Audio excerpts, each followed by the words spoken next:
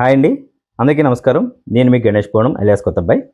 Friends, ప్రపంచ ప్రఖ్యాత వ్యాపారవేత్త అయిన బిల్ గేట్స్, ఆయన గురించి తెలియని వారు ఉండరు. మైక్రోసాఫ్ట్ మాజీ CEO అయిన బిల్ గేట్స్ మన రాష్ట్రానికి వచ్చారు. ఆయన వచ్చిన ప్రత్యేక విమానం కాసేపు టెన్షన్ పెట్టింది.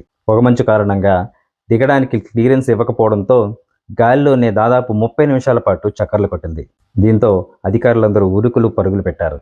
ఆ సమయంలో బిల్ గేట్స్తో పాటు గేట్స్ ఫౌండేషన్కు సంబంధించిన ముఖ్యమైన వ్యక్తులు కూడా ఆ విమానంలో ఉన్నారు.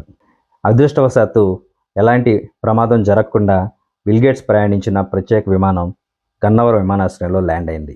అక్కడి నుంచి ఆయన రాష్ట్ర సచివాలయానికి వెళ్ళారు. సీఎం చంద్రబాబుతో పాటు ఉప ముఖ్యమంత్రి పవన్ కళ్యాణ్ని కూడా కలిశారు.